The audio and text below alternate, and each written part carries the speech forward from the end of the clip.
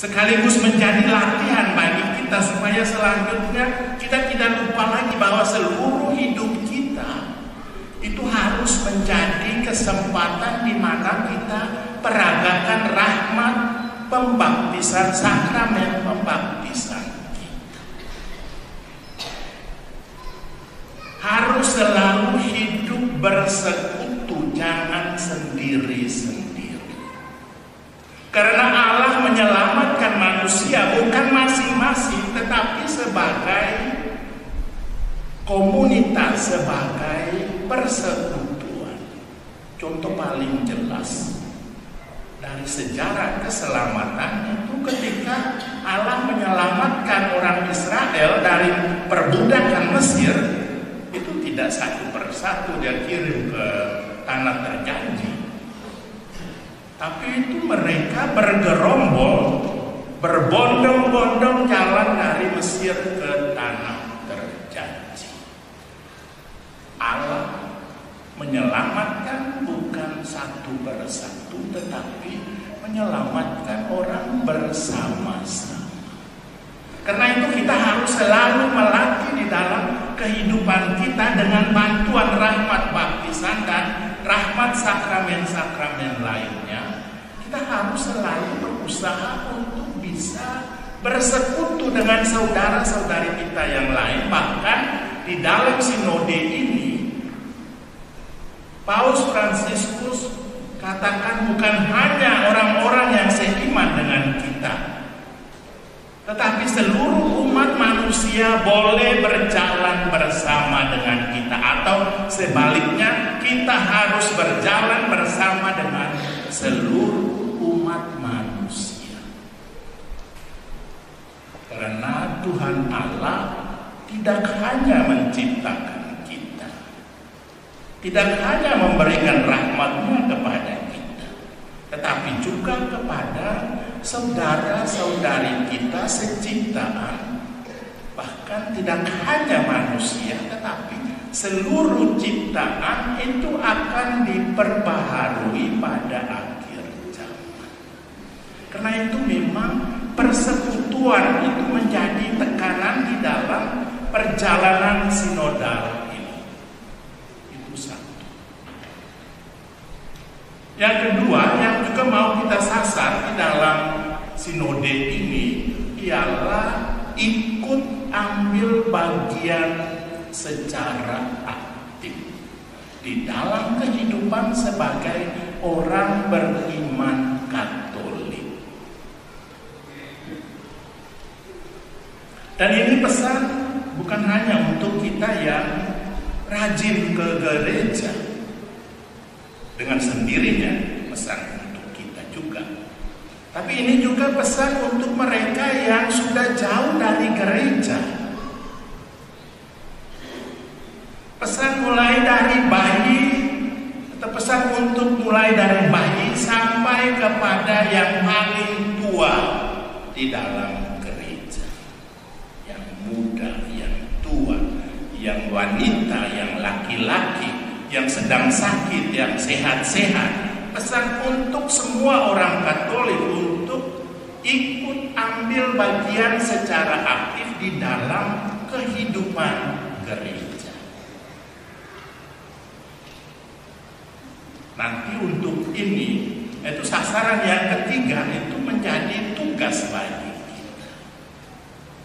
Memberi kesaksian tentang kehidupan iman kita kepada Tuhan Yesus yang di dalam hidupnya di dunia selalu dalam keadaan berjalan untuk berbuat baik kepada sesama.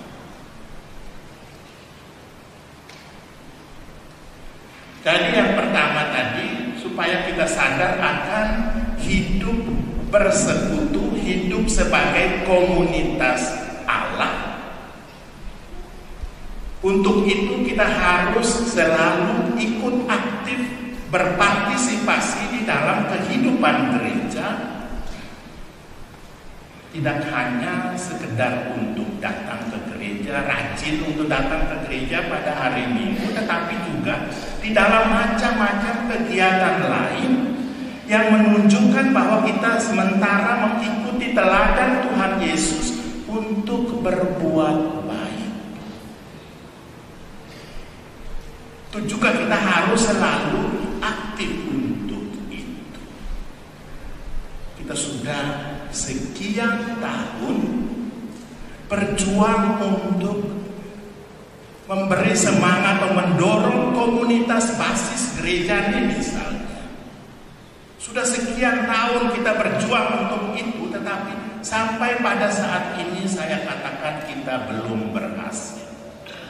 Padahalnya maksud dari komunitas basis gereja itu tidak lain adalah pesan untuk ikut aktif di dalam kehidupan dan ikut aktif dalam kelompok-kelompok itu menunjukkan persekutuan iman.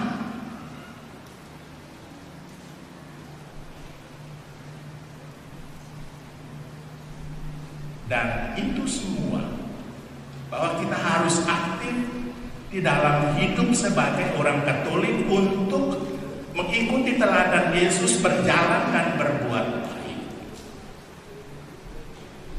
Ialah pesan yang ketiga, sasaran yang ketiga dalam sinode ini, sasaran misi. Misi berarti kita diutus untuk memberikan kesaksian iman kita.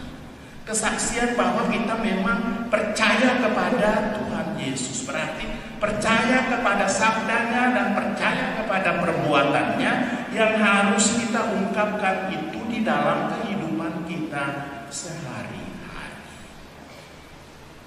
Memberikan kesaksian iman kita bahwa kita memang orang yang percaya kepada Tuhan Yesus sebagai satu-satunya penyelamat kita. Kesaksian dengan kata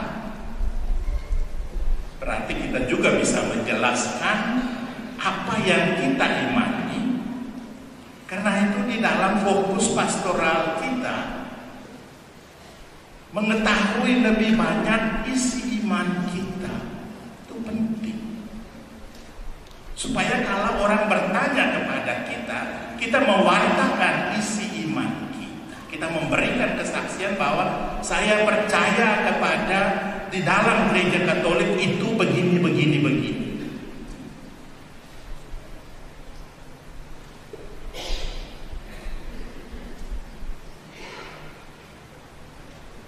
Karena itu kita juga mengutamakan itu di dalam usaha pastoral kita. Supaya umat semakin lama semakin tahu lebih banyak mengenai isi iman, supaya menjadi bahan untuk diwartakan dalam kehidupan kita sehari-hari. Jangan sampai nanti ada orang yang bukan Katolik, yang bukan Kristen tanya kepada kita lalu kita bengong. Dan itu sudah terjadi banyak. Berusaha untuk belajar lebih banyak isi iman kita supaya menjadi bahan pewartaan dengan mulut. Tapi bahan pewartaan lain juga dengan perbuatan-perbuatan kita di dalam kehidupan kita sehari-hari. Memberi kesaksian tentang kebaikan Tuhan yang ia laksanakan sepanjang perjalanan. Untuk itu Bapak Suci mengadakan sinode para uskup kali ini dan mengikut sertakan kita semua, seluruh umat Katolik di seluruh dunia untuk ikut bersama-sama dalam perjalanan ini, merenungkan iman kita dan bertanya sampai di mana kehidupan saya sebagai orang. Mari kita bersama-sama pada hari-hari ke depan ini, nanti masih ada banyak hal-hal yang akan kita dapat untuk kita laksanakan bersama dalam sinode para uskup 2021 sampai 2023. Tuhan.